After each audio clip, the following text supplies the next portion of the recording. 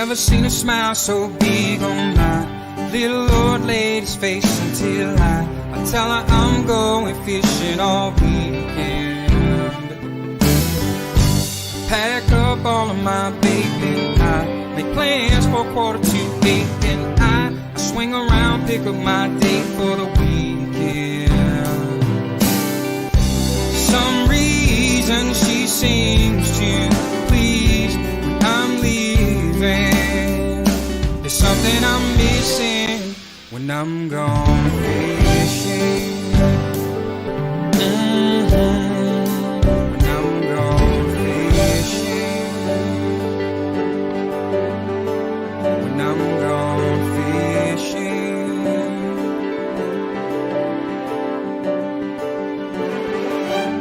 Yeah, baby. Yes, sir.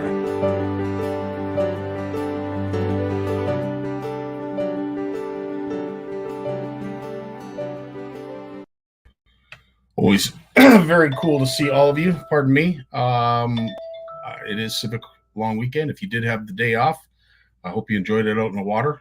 What a weekend, eh? Weather-wise. Holy smokes. If you own a cottage or you had plans to go north, you nailed it. You absolutely nailed it. A little bit windy, especially if you're on the big waters. But for the most part, nice, beautiful sunshine. And if you love the heat, holy smokes, it was extremely hot this weekend. Good to see you, Eve. Good to see you, Lloyd. Bill, how you doing, my friend? Cabby's Custom Hair Jigs is in the house. Joe Moore's here with us. Steve Shaw, thanks for all the edits you do, Steve. We really love to see all of your talents. And I'm telling you, some of the stuff that's coming up this week, he has shared with both Walt and I. Stay tuned. There's good. Richard Dunlop's in the house. How you doing? Terry, always a pleasure to see you. You have been busy cooking lately, I must say. Everything you share looks absolutely delicious. So keep up that great work. As I said, it is Civic Holiday. So if you had it off, I hope you enjoyed your weekend. And another special day as well. It is Lawrence Gunther's birthday. So I hope everybody that's with us right now could just type in happy birthday, Lawrence. He won't be joining us. He had an interview, and it actually sounds like it's going to be pretty cool when he shares it with us here on CFN Live. So I'm looking forward to that. But to Lawrence, I hope you had a great day. I know you were doing what you love. You were visiting hatcheries, wink, wink. There's a bit of a hint. So he's going to be sharing that with us, and he's putting together an interview. So Lawrence, safe trip home, but happy birthday, and hope you had a fantastic day yourself. Just a couple of announcements. Last week, I noticed there was a few people that were still inquiring about stickers. How it goes is if you want one of the CFN Proud Angler stickers, how it works is the first sticker is $10, and then every sticker after that has an allotted price. So if you want a 4-inch sticker, it's $10. That includes your shipping as well as a sticker. But if you want an additional 4-inch sticker, it's only $1. So $11 gets you 2 stickers, and that includes shipping. However, if you want to get into some of the bigger stickers, 4 inches $1, or 6-inch is $5. Let me put that right side up. And of course, the 8-inch is the 8-inch is $5. This is $2, and that is $1. So if you're interested in picking up some stickers, by all means, reach out to me, and I will get them your way. Prizes will be coming. I would say they will be trickling in. Most of the stuff I have packaged. I have to confirm some addresses from the fish off for the combos, but I know David Speaker was out with his combo this weekend. Loved it. Caught some nice fish with it, and we're going to be sharing some of those pics with you in the coming days.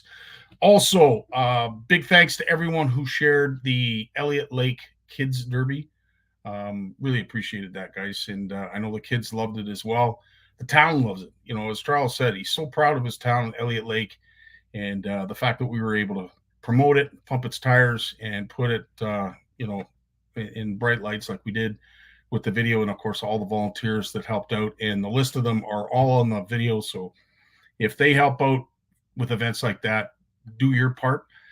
Maybe purchase something from them or help out and reciprocate their generosity, because as I said, it all goes around. So needless to say, really honored to be a part of a great group, great event. And another great group and event happened this past weekend that Walt was able to share with us. And I thought I queued it up. Yeah, it is. So this is the Gillis family. They put this on. Well, they tried to anyway during COVID, but it wouldn't really allow them. But they were back at it this year. This is the Wishing I Was Fishing event. Gets kids from the city out enjoying a day of fishing. Some great sponsors help out with this event as well. CFN is very, very proud to be associated with this event as well. Truly inspiring what they're doing it for and why they're doing it, the reasons behind it. It melts your heart, I'll tell you. But to the Gillis family and all volunteers that did show up, Walt, you were there as well. Thanks for your participation, your generosity, and your time, because it means the world. This is so important to our industry, to these kids. We were talking about it at the Elliott Lake Derby. Kids just haven't been able to be kids for the last 2 years, and you see the struggles they have just with interaction. So events like this gets them back out in the public, and we just love being a part of it. It doesn't matter if it's CFN or anybody for that matter. I love these kids events, and they mean the world to our industry, to these kids, and the future fishing. Pass it on the passion. And of course, we're going to be at another kids event. I'm going to be picking Steve up on Sunday. This is the Next Gen Anglers event that goes on in Lindsay. And Stanley is basically the orchestra of this, or the guy in charge. And it's a huge undertaking because it's inner city kids. Some of these kids have absolutely nothing. So this event is really, really cool. And I'm really looking forward to getting back to seeing this event again, because what it does for these kids, they look so forward to it. And of course, COVID took that all away. So it's nice to get back on the horse and see what the landscape's going to look like for the future of fishing. And of course, these kids, it means the world. But amongst all this, as I mentioned, there are so many key players that help out in huge ways, and you know who you are. But one gent I want to spend a little bit of time pumping his tires is Corey San. River Reaper Fishing. If you get a chance, go over to his page, give him a like. Corey San is so generous that I can't even put into numbers the amount of donations that he has given up for a variety of kids events. He helped out with the Elliott Lake. He's helping out with the Next Gen. And it was really cool because the Elliott Lake had some leftover stuff. So Charles and the volunteers put it in the back of my truck. So we're bringing that down to Lindsay. It's just cool how everybody sort of helps out. But he's helped out with Jen Mello's event. She does a kids event up, I believe, at the trailer park. So Corey's helping out with that. Did the Next Gen, did this one at Elliott Lake, and so many others. So Corey, hats off to you, my friend. Thanks for your generosity. It doesn't go unnoticed. And one other thing that I wanted to mention, there's a few things. If you are looking for swag, give my buddy Babs French a ring, Fish with Apparel. This is the CFN pack. Includes a hat, buff, and a flag. And it's all $70, which of course includes basically everything. I don't know if it includes shipping. I think we have to figure that out. I don't think that's on here. But anyway, regardless, if you're looking for any CFN swag, fishwhippedapparel.ca is the place to go. And of course, this Wednesday, Mike Consul was going to be here to discuss it, but we're going to be talking to the good folks over at Anglers Atlas. What we want anglers to understand is not only how the app works, but how it works when it comes to the science. And our good buddy Jay Barnucz is going to be coming on as a guest as well from time to time. as we are going to discuss the science behind Angler's Atlas and how beneficial it really is. Because I think a lot of folks are sort of stuck on the negative aspects of it when it comes to, stealing your hotspots or, Big Brother, looking over you. It isn't that, and we've explained that, but the science and what we can get and our biologists can obtain through your catches truly is remarkable, and we're going to start sharing that on Wednesdays. As I have been wearing tonight, I cannot wait. I can't believe it's August 1st. We're going to be up at Horwood Lake Lodge in less than a week, less than a week and a half. It starts on the Sunday, which is basically the 14th. That's the travel day. The 15th is the official start, which is the Monday. But we're going to be up there all week, and I can't believe a couple of weeks we're going to be up there. It's so cool. Less than 2 weeks away. And if you have been to this event, you know what I'm talking about. It truly is the highlight of a lot of folks' summers, including my own. And I am so happy to announce that the folks, meaning Warren and Doris, are thrilled with the numbers. If there's 2 people out there that really want to come and spend a week up in what I call heaven, by all means, reach out to Doris and Warren Ranke at horwoodlake.com, horwoodlakelodge.com, and they will get your butt in a bed and make sure that you are accommodated. You have somewhere to go. But as it is right now, in their eyes, it's pretty much a full house. So looking forward to that. Can't wait, because as I said, I'm taking the shrink route off the boat. I know it's embarrassing to say, but I haven't even been out in the water. And of course, I spoke to the wonderful owners of Camp McIntosh, our CFN / OFC retreat, first of its kind, that's going to be going on in September 23rd and 25th. Numbers look really good for this event as well. So if you don't delay, I know it's like late September, don't delay. You don't want to miss this. It's going to be an incredible 3-day, 2-night event that's going to see some great fishing, some great fun, and some really cool memories. That's it for me in announcements, but I did want to mention that North Shore Tackle has a sale going on, and the owner wanted me to mention this too. He is a sponsor of CFN, and we're proud to have them as a sponsor, North Shore Tackle. But they've had a summer sale going on, and of course, they have some incredible products. And we did share one of the videos. So before we introduce Jim, I wanted to just share one of these videos with you.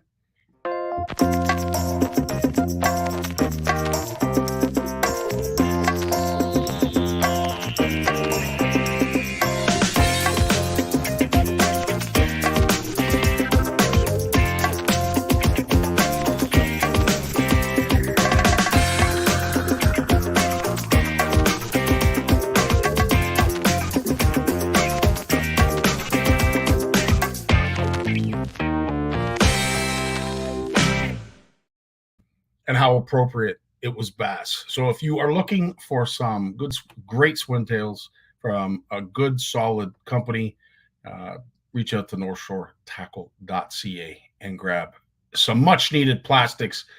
But it is the one and only. It's time for Big Jim, and here is the theme song for his segment. Love this. Absolutely.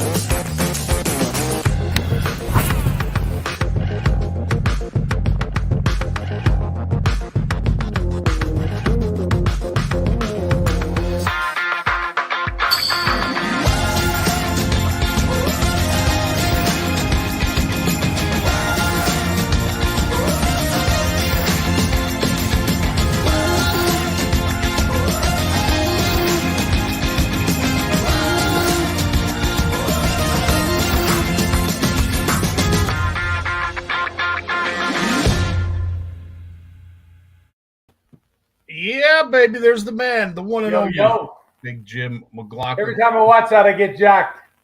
as do we. So I don't think it's ever going to get old. Certainly, no one has said they don't want to see it anymore. So we're not getting tired of it. If you're not getting tired of it, I'm good. Speaking of getting tired, I have to say I came up. It was, as I said, an epiphany, and I thought, I don't think people really get how busy you were back in the day. Like literally, I mean, yes, you didn't necessarily have a full-time other job, but fishing was your I'm full-time. offended. Yeah, well, don't be, because you lived everybody's dream, I'll tell you. But as much as it was a dream, it was you had time constraints, and you were a busy man. So I thought, going forward, what would be really cool is if you could share, say, like a month segment or maybe a week where some really cool things happen, but just to give folks an idea of just how busy. Well, that's like when we just talked before we went on here. I was telling you, well, of course, to start, I went over on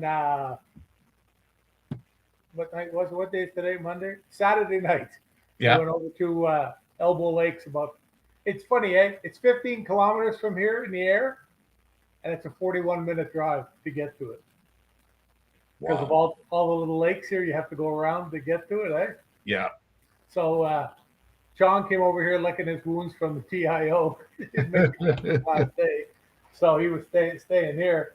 And I had planned with Yvonne during the week when she was in Newfoundland. She asked me, can you come over and put on a little spiel for the ladies? So I never turned down the chance of getting let loose in the forest with 15 ladies who like to fish. So I'm getting old, so I had to bring Dave with me too. But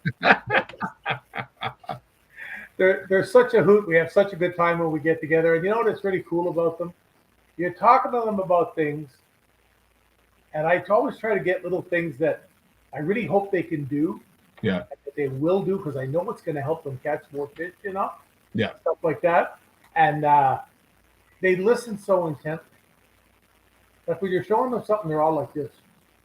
Now, I know I'm eye candy, I mean, the ladies are happy to have me there, but, Really got to work on your confidence, Jim. Yeah, where are we going from here now? Right?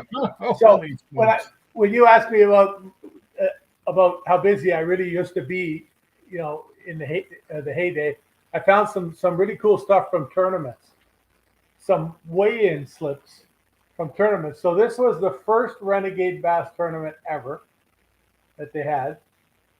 That was the weigh-in slip for my fish. And then the week after, or 2 weeks after, this was the next one. Wow. And that was the year that I had to fish with. The way things worked out with my partner, he had some days at work that he couldn't miss, and he had to do them. So I fished with a couple of different guys. You could do that. Eh? So I fished with 3 people. There was 4 events the first year, and we won 2, came second in 1, and the other one we were in 6th place. So it was, and that's because we spent too much time driving. We drove from Morrisburg to downtown Kingston to fish. Incredible. Right? And that's the day. Like I had a guy contact me today, about the TIO, the 1,000 Isles Open, which was held here. Guys crossing, going across Lake Ontario and everything else. I said, well, you guys are doing that with 22-foot boats now, with cushion seats, suspension seats, and 250s, and we did it in 18-foot boats with 150s, with 2 inches of foam on a plywood seat, no navigation. The guy said to me, "Why didn't you have navigation? If you were fishing at that level, why wouldn't you have it?" That's well, they hadn't invented it yet. We still had to use a compass. It was, so everyone. I used to have a compass mounted on the floor of the boat, big glass ball compass, so you always knew, once you got your bearing where you were going. I forget half the stuff. I think the bearing to go to the best spot that I ever had from Kingston. When I got the marker K10, I took a bearing at 263, I think it was. And if I followed that, it brought me right to a weed bed 22 miles away. Oh, wow. I'm sure I altered a little bit at the end because I knew it was to the left of an opening. But I mean, it was over to the west side of Sodas Bay, little Sodas Bay in that, eh? And every time I got to go there, it was like 25 pounds, like falling off a log. But the question with the wind was, could you get back? And it was all largemouth because back then you couldn't win a tournament. Well, I shouldn't say you couldn't. nobody would try to win a tournament with smallmouth, because if you had a fantastic day, a 6 fish limit, you got 18 pounds. And now, on the weekend here, Corey Johnson fished. He had to leave at noon on the last day because he had his sister's wedding to go to, and he still won the tournament. And you think about it, Jim, like, I mean, we talk about smallmouth and how they have evolved and grown in size, where you had mentioned that, really, if you're going to hold up a smallmouth, there should be kind of almost of a limit, because a 3-pound smallie is nothing now. Where it's like catching a perch.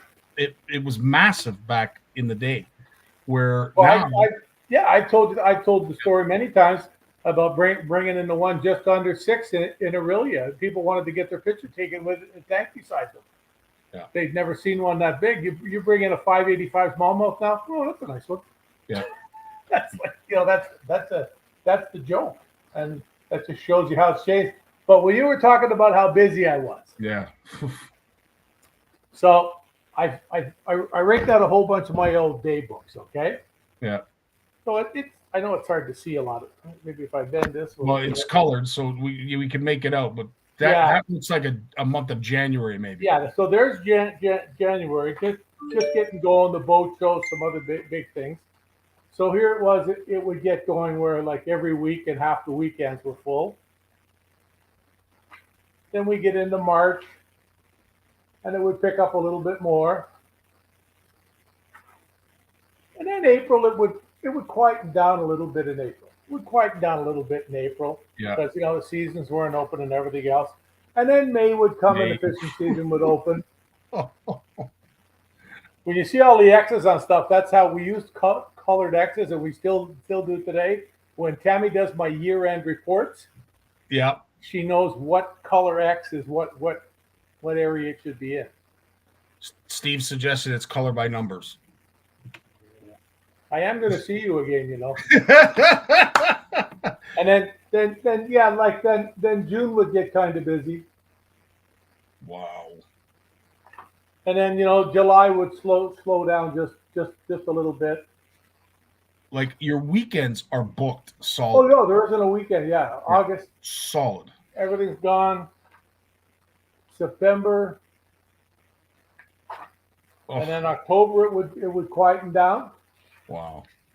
And then into November. Well, even November this year was pretty busy. Wow. But that was 2011. And I found a whole bunch of these books, and they're all in a pile, and like they're all the same. I look at that now and I say to myself, at my age and the way I am, I don't think I could do that today. Well, Jim, I honestly believe that is exactly why I was thinking of sharing that, was simply because I don't think folks really people talk about being in the fishing industry. Yeah. That's being in the fishing industry. Yeah. That's a schedule in itself. And, I totally understand how that can tire someone like, as we had Bob Azumi on here recently. You finally say enough is enough, because I can't imagine what his schedule has been like up until the he just has fun fishing tournaments now. Yeah. And I think he's on the same plan now. When Tom Brook, the old vice president with Shimano, used to say, when he used to fish tournaments and go to all these events and everything else that they did, especially the tournaments. Like he said, we go to a tournament Sunday night when it was over, if we won, we'd have a bottle of wine, a nice steak when it was all done. If we didn't do well, we'd have 2 bottles of wine and a steak.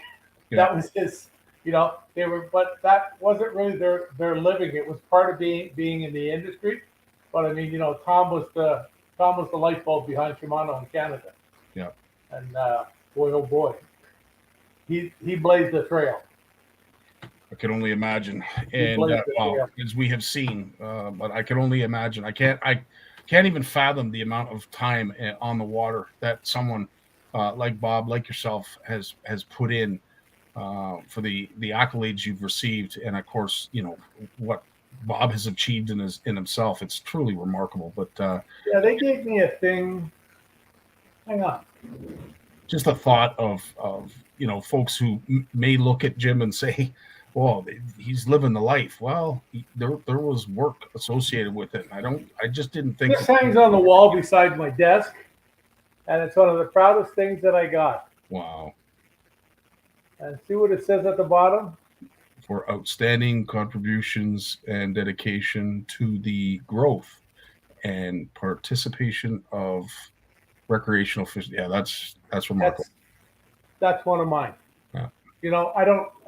In fact, I gave my daughter, for the kids, they wanted to put up some things that from Papa in the bedrooms on the walls and things, some plaques. I gave them my Canadian Championship plaques. I'm not a material person. I have a few little things that mean a lot to me. I mean, I gave all my trophies away 20 years ago to the Boy Scouts in Carleton Place. Yeah. We popped off all the plates, and then when they had a fishing derby, they'd give out trophies. All the kids coming home with these big giant trophies from a Boy Scout deal, you know, and it was pretty cool. And when we took the plaques off, we got some epoxy and we put them on the bottom, so they would know what the trophy was, whose it was, and whatever it was. Although their name was on it now. Yeah, pretty cool. I thought about it only because I've been finding myself watching a lot of biographies, whether it be wrestlers or football or baseball, just watching sort of where a person like yourself came from, how you started, you know, the hills and valleys that you faced on your journey. I think it's remarkable. And with you know, having this house up for sale, I figure you'd be going through some shelves and boxes and whatnot, then you'd be coming across some stuff that would really be cool to share. So next week we're going to go through the month of August and see what busy week you had or month events that you had in that month, and we'll just like when you look at it, there's one from 2014. Everything is the same. You know, every year you can see where it's really busy. Then March is super busy again. Yeah. April slows down a little bit. Yeah. And then May is literally just the page is full. You know, May like June. Jeez. They're just, and every book, I don't know how many I've got here. I've got about 10 of them or something. And that's on top of the tie flying and your jigs and. Like, and all the things that. The only things that are written down in there are things that would go into my year-end review and that I had to remember to be at. Right. That wasn't counting when you actually did things that were part of your job and doing just fishing. Yeah. Because I used to deliver them in the beginning. I mean, I'd load the truck up 2 or 3 days, disappear, go deliver the papers everywhere, and then it just got to the point where we had to pay for them to be delivered and everything else. That's what I tell you. That's.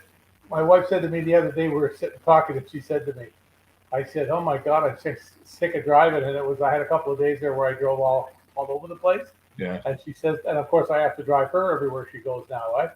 And she was talking about that. And I said, you know, the one thing I don't miss? And she looked at me and said, deliver the papers. And I said, yeah. She said, yeah, you've reminded me of that a couple of times. That's funny. So it was kind of so funny. one thing I do want to ask before we move on, because Jay's going to be coming on, and we're talking bass, like tonight's bass. If you want to know a thing or two about catching bass, targeting bass, what presentations you use for bass, listening to these two before we went on live was just incredible, almost to a point where I wanted to record it because it truly was something. But our good buddy Steve had a tragic event on the weekend. He had what he figures was his personal best bass on the line, and then the line let go. So, asking for a friend, which is my buddy Steve, what is the best knot for fluorocarbon? Palomar. I think it's the best knot, period. Yeah, makes sense. I can honestly say I can't remember the last time my line broke. In fact, it was really funny. I went down the back for a little while last night, and before I went down, I sat here and I retied my flipping rod and my prod. Wow. Because I hadn't done it in a couple of nights. And I mean, a couple of nights, you're talking 3 hours fishing max, you know? I didn't have to worry about it, but it was awesome stuff. Well, Jay's going to be coming up next. But before we do, again, we have our sponsor, North Shore, that has a summer sale. And if you are interested in getting some plastics, North Shore is the place to go. NorthShore.ca is the website. And here's a little video before we bring on Jay to give you an idea of how walleye like them.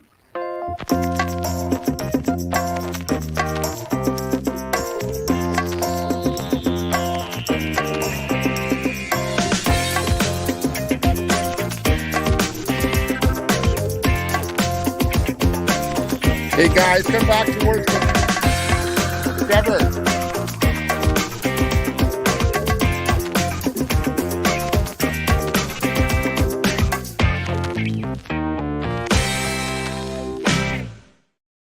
Yeah, funny looking walleye. It's I downloaded the 2 bass ones. I apologize, North Shore, but needless to say, Jay's in the house. How you doing, Jay? I'm doing good. It's raining here just south of Barry's Bay. Just starting to rain. I'm watching these 2 knuckleheads out there in the kayaks in the rain. I don't know if you guys can see them or not. Oh, yes. Yeah. Yeah, Trevor and Stephanie. That we did get a couple cracks of thunder an hour ago, and then it stopped. They said, "Can we go out for a bit?" I said, "Sure." Then the rain came, but they're good. They're good. That's awesome. And just south of Barry's Bay, whereabouts? Give us an idea roughly where that is. Sure. So folks don't know, Jay. Barry's Bay basically is a main stop between Algonquin Park and Eganville or Petawawa, right on Highway 60. So it's honestly a great little town. If you're up this way, they got a food land and a great little tackle shop and outfitter store. And so we're only about 10 minutes from town. So we pack pretty light coming up here because if we need stuff, we can just zip into town. Yeah. So we're only on a little lake here. It's part of the Madawaska River. It's about 6 kilometers around. I know because I've done the kayak loop twice, 2 days in a row around the entire lake on the Stairmaster, as I'm calling it. And it's about 1 kilometer across. So yeah, so we've been coming here for 4 years. It's my buddy Mike owns the cottage. He just rents it to us privately, and it's our annual retreat for us. So fantastic. And you've been busy on this retreat, as Jim and I mentioned in our group chat. You are in a kayak tournament currently right now, are you not? Yeah, so everyone who follows me online knows that Trevor bought a kayak last year. So, and the trouble with a kayak is there's only so many places I can take our small boat to go with him. And so we bought a kayak this spring. It's actually a Das King. I can actually, that's the beast right there. Sweet. And I told Jim that today I float. It floats me, so it holds 500 pounds. So it holds me and all my tackle. And like most anglers, I always carry way too much stuff. But yeah, we entered the Ontario Kayak Bass Trail. They do a great online event every month through the summer. So June, July, and August. And you can, everything's online. You catch your fish, you take a photo of it on a measuring board with a certain code, and it's all through an app.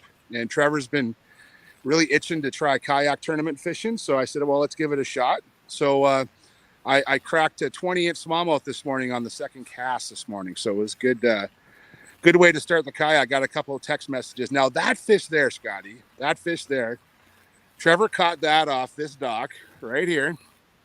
Wow. On a swim jig. So that's Trevor's, that fish was 19 3/4 inches. We're just doing inches, not pounds, because we're just kind of keeping a kayak system up here. But he caught that off the dock. So he was kind of talking some trash until Dad got the 20-inch spolly. Now he's a little quieter right now. So, so I got big fish by 1/4 inch, but he put some time in here. Honestly, I'm going to tell you my secret weapon up here as a parent, when you got a kid who kayak fishes, waterproof walkie-talkies. So the rule is he can go out with the walkie-talkie. I kind of got some boundaries out here where he can go. And honestly, he's just been fishing steady every day. We've been up here since Friday and he hasn't stopped fishing. I took a bit of a break today after 6 hours in the kayak, and then I went inside, and it was hot, Scotty. You mentioned it in the pre-show. It was real hot. So I went inside, had a couple drinks, worked on a puzzle, cottage stuff, right? Nice. So Nice. All good. Well, interesting listening to the two of you talk about smallmouth, and it was interesting that Jim mentioned what Corey Johnson has said for a number of years in regards to different strains of smallmouth, some that hang shallow, some that hang deep. And the sizes that these fish are that are located in the different areas. And, we were discussing the east end of the Great Lakes, how they hold great numbers of fish and why that is. Of course, sediment, maybe, the forage is out that way. Who knows? But interesting to talk about, the behavior of a smallmouth in shallow water. Yeah, well, we were talking in the pre-show. So, like the smallmouth, well, right now it's a topic of conversation. We just had Bassmasters just had their elite tournament up on the St. Lawrence. The week before that, or 2 weeks before that, was the Bass Regional. And then, and I'm up here fishing in the smallmouth tournament right now for kayak fishing. And we were talking about just how smallmouth are very, they've just grown in size so much, and how a 20-pound bag of smallmouth is kind of becoming more everyday. It's becoming more the norm. Now, no one's going to complain about catching smaller fish because, a 3.5 pound average is a nice bag of fish. But on most of the Great Lakes now, if you're willing to put some time in, and I say time, it's not angling, it's graphing and charting and mapping and getting your spots down, and I'll give an example. I know Jim's got one with the Johnson brothers, but, even on this lake here, I spent 4 hours yesterday driving around the lake with the kayak with my Garmin. And I mapped boulder piles. I mapped patch, like not big weed beds, but like little weed clumps, that are maybe like 20 feet in diameter. And that's where these fish are in this particular lake. And I just know that, when we get to those spots, you map them all first. And then when you drive up to those waypoints the next day or later that day, don't drive over it. Stay back, hold yourself off, and make a long cast to that spot. And if you're willing to put the time in to find fish, you will have way more success in catching fish. And it's hard when you're on a lake, especially when you're on vacation, you just want to fish. Yeah. But to me, catching a 20-inch smallie, and I got a 18 3/4 today, doing that, that only was successful because I spent 4 hours yesterday. I fished for 20 minutes. I graphed and mapped to get all those waypoints on that kayak over there. So it pays off.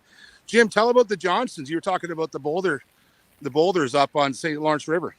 Yeah, so often you'll see these guys, and we've talked so much about fluff the little marabou jigs and how effective they are, and it's all part of it. But a lot of times you'll see these guys pull into an area and they stand at the front of the boat, and people are watching them on live TV that aren't really, they're just not in tune with what's going on because they just don't have the time or they don't care, but they're watching it because it's cool to watch. And they see them looking at the electronics. Yeah. And they see them look up, and they're looking and looking, and all of a sudden you see them slow down, and it seems like an errand cast into nowhere. But what they're doing is they're casting to a GPS, to a waypoint that they already have, that they've caught fish from, or they know there's 3 giant boulders, maybe the size of my desk here, and 2 others the size of a chair sitting beside it. And there's so many areas like this. When I was watching Corey on one of the spots in the elite thing, I felt like I was sitting in the boat with him because I know where the boulder was he was casting to. You know what I mean? A lot of these places are not secrets, but you got to remember when you get out on a huge body of water, like where you're fishing there now, Jay, those little spots, they get hammered. There's, this lake's so small, the people don't have to look for it. They just go over it by accident and perhaps catch a fish, or just making a random cast and they reel a spinnerbait over it and they catch a fish. Well, if you're looking for a random cast in a place like the basin of Lake Ontario here in the mouth of the St. Lawrence River, you're going to make a lot of random casts before you catch a fish. That's why you see them going around with the head down looking, and that's why you'll see them when they catch a fish. And I showed this to my wife, and she was sitting at the computer here last week doing some work. And I flipped the screen around. I said, watch Corey. And he's got his arm with the rod. He's got a 5 pound, well, it turns out to be a 5.6 pound smallmouth, which he has caught on the fluff, and he's just holding the rod, and he's like this. Yep. And he's looking to see if there's any followers, fish near him. Is there a boulder I missed before? And all of a sudden, you'll see them the odd time just lean down and click a waypoint while they're fighting the fish. Because there's nothing you can do. You can't force these fish in. If you horse them in, you lose them. You rip the hole bigger in their mouth and you rip the hook out. They use very, very small hooks, which get really well, like they're embedded. Like I've showed people that don't believe me how small the hooks on fluff jigs are. They're like a number one is a big one, a number two is an average. Some guys even like fours. Like that's pretty small. Those are little weeny steelhead type hooks. Once they're in, they're gone. That's it. It's staying in. It's not coming out. Well, I need a big, strong hook because I fish for smallmouth that are big. Well, and they're using rods for that application, Jim. You know, they're using like a 7-foot medium light or a medium, depending on the company. And you know, because what happens is that hook goes in really well, but you need that limber rod to absorb the run. You know, because those hooks are so small. You need a soft rod to absorb those runs and head shakes from those big fish.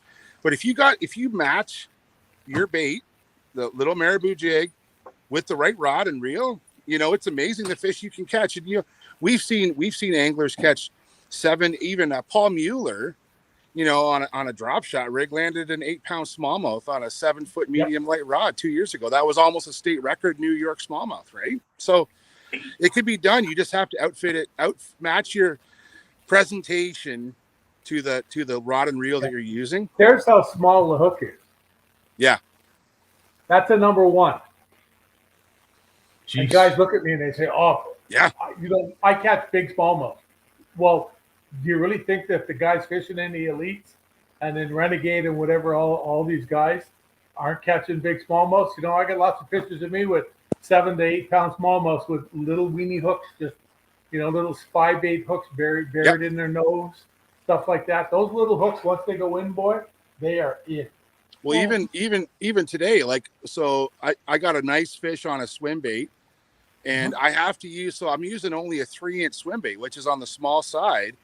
And if you use a traditional swim bait jig head, that shank of that hook is way too long. That hook is way too big, and you lose your action in your swim bait. I'm going down to quite a small. It's actually just I forget what brand it is. I think it's a Gamakatsu ball head jig, where the shank is plenty long enough to catch a fish and get that hook in, but the shank is not too long that you lose that wag and that tail, because the swim bait, you have as much action as you can with it. Yeah.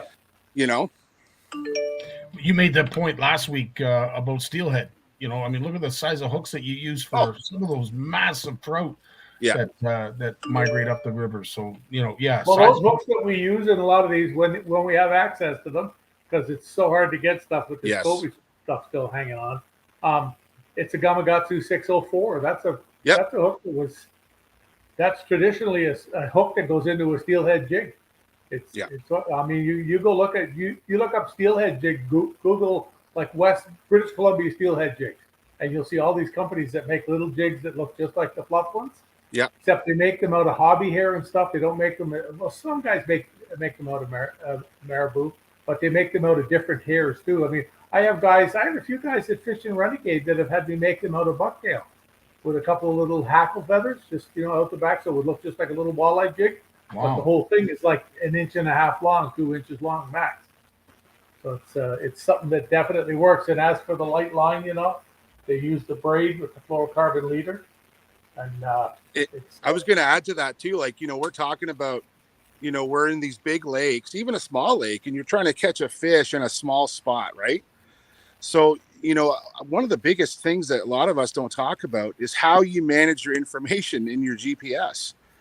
You know, so I use a certain set of icons for different things: rock piles, lay down logs, weed beds, you know, and I mark all those things, and I do it in a certain way. And then if I catch fish, I might change those marks, where I might change it from let's say the normal fish is a blue. I think Garmin has a blue fish. That's like their I don't know, baseline.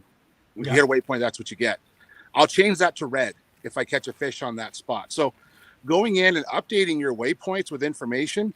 I remember talking with a couple friends, muskie guides, who, you know, they have literally 20, 30 years of waypoints that they update those waypoints based on new information that they get off those spots from fishing those spots. So this has nothing to do with actually catching fish, but managing your GPS unit to tell you what, you know, because you forget, you're like, man, what did I catch on that spot? But you can actually go into your waypoints and add notes. And your waypoints, for those that don't know this, because it's all geo-referenced, it gives you not just the lat and long of where you are, but the date you were there, the time you were there, and you could add notes for what you caught. And so we get away from, I still make notes, like handwritten notes, but more and more I get into just managing that information digitally. And then with an SD card, I can pass that information to another unit or back up those waypoints. And now we have all this information at our fingertips. So now when I go to a lake and I have all these waypoints, I don't waste a lot of time. I go right to those sweet spots based on the time of year that I'm there. And I really find it makes a lot better trip for me on those days. That's a great tip. However, everybody's going to be guarding their fish finders a lot more carefully, knowing that kind of information is available. Jay, the cat's out of the bag now. Back in the day, of course, Jim, it was a little bit different. I love the old Javex jugs that you guys used to put on rocks or weights and whatever, and use them to mark spots. Not to mention, your live scope was lining stuff up from shoreline.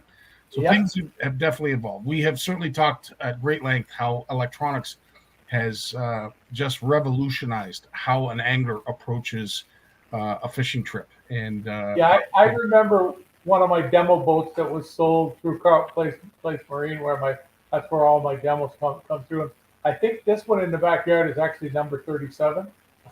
So we've been doing it for a while. And there was a guy that bought the boat, and in the beginning, the way it worked was I used to sell the electronics separately, and then eventually I just got the marina to sell the electronics, with the boat. It's just so much easier than taking them off and putting them back on and all this stuff. So the guy says to me, he calls me up, and it was really funny. Hey, this is about 20 years ago, and he says to me, "Oh, I'm not buying the boat unless you leave the electronics on." I said, yeah, no problem at all. So anyway, when I sold the boat, I took the chips out of it, but that still leaves everything on the unit, right? And he got the unit, and he says to me,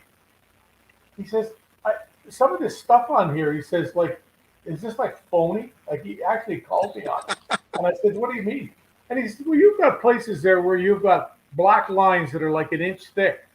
And he said, I've never seen a GPS make a black line an inch thick. And I said, well, when you've gone up and down that weed line 200 times in a year, your line will get to be an inch thick because you vary each time you go, eh?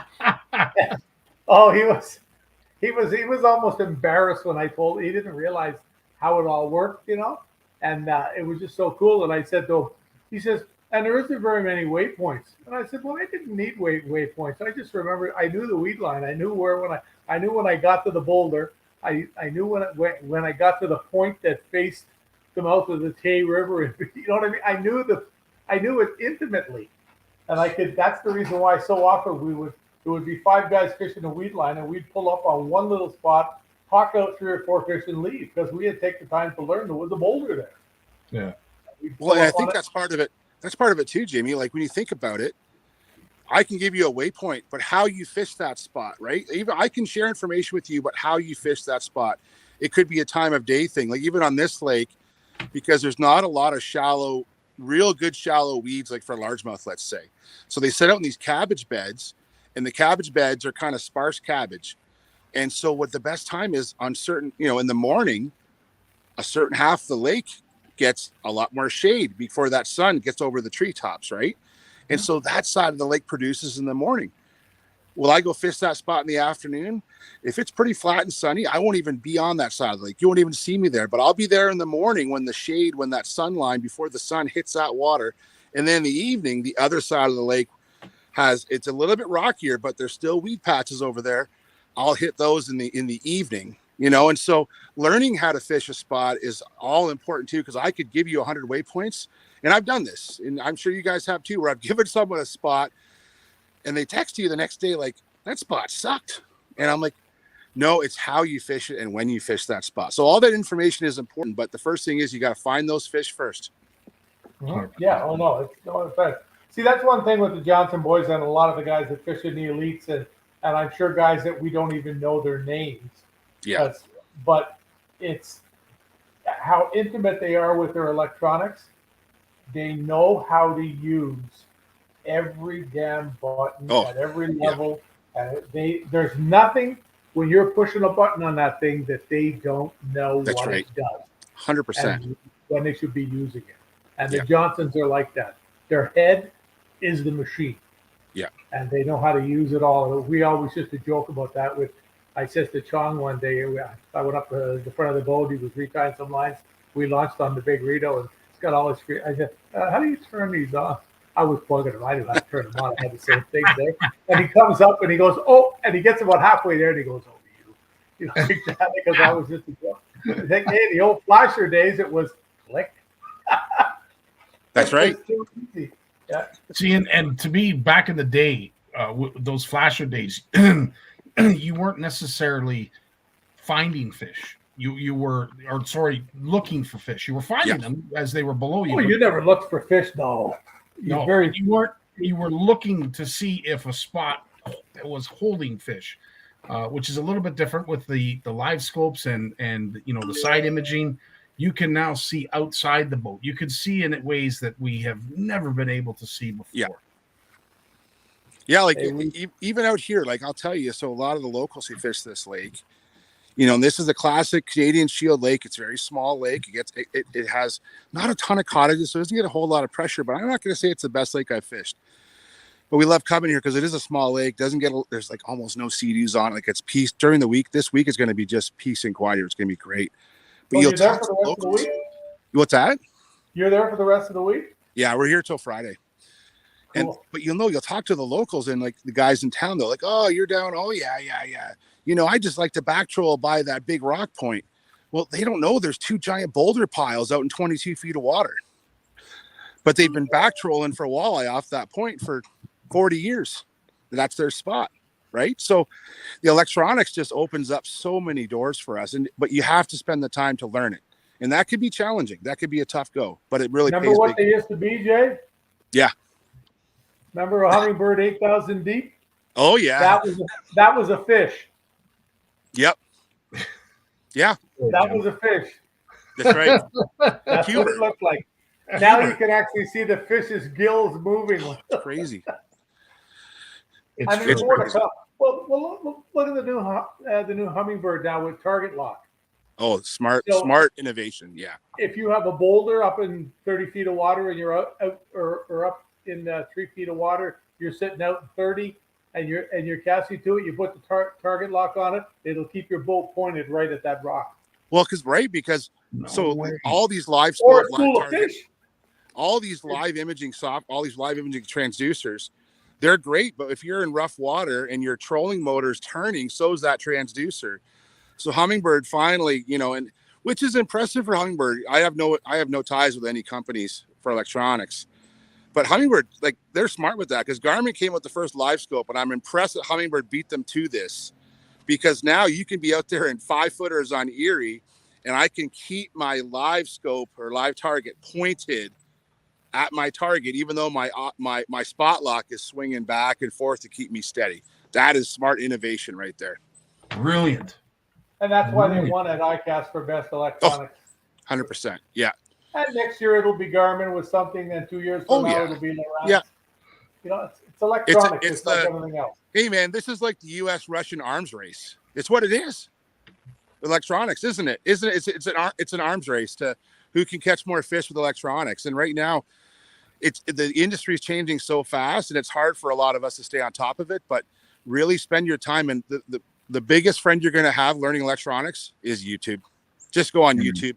There's so many great videos about how to download software, how to update your maps, how to transfer your waypoints. There's so much great content out there that if you buy, even better than all this high-end stuff we're talking about, just like rods and reels, all the good stuff now is coming down in the cheap units. Like a $500 unit from any of the companies I'm talking about can do what the high-end units used to do 5 years ago. You can get for $500, not $3,000. It's really impressive right now.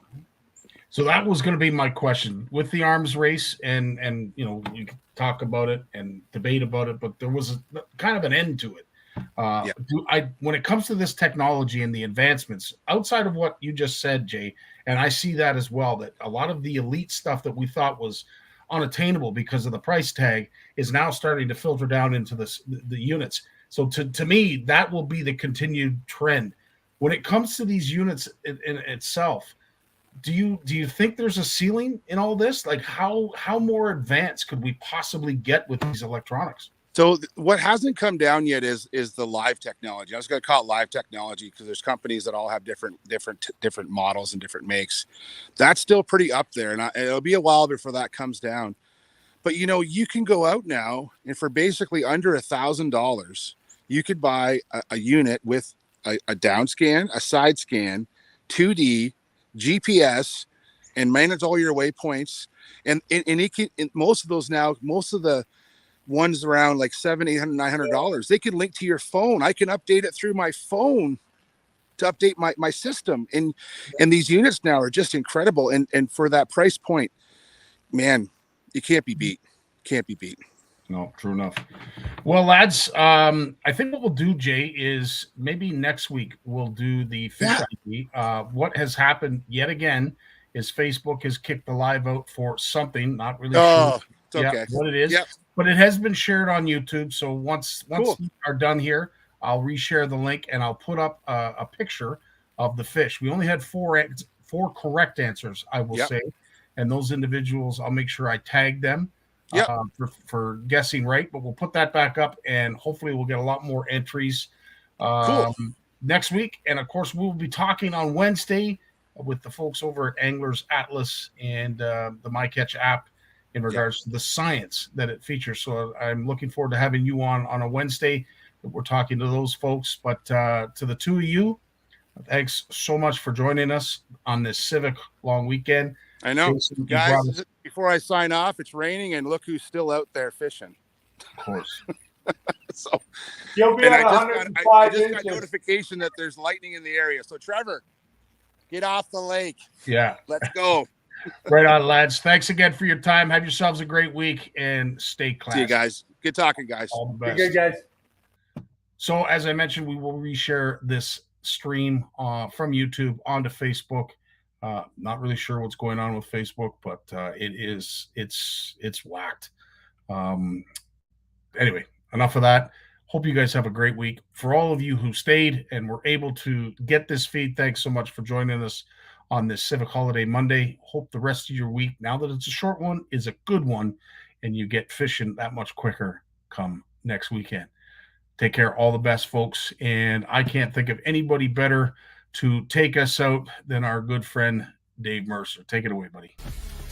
Well, as much as I hate to admit it, I guess we've run out of time. So I've enjoyed it, but I'm going to do something I haven't done since season 1. Turn out the lights, the party's over. They say that all good things must end.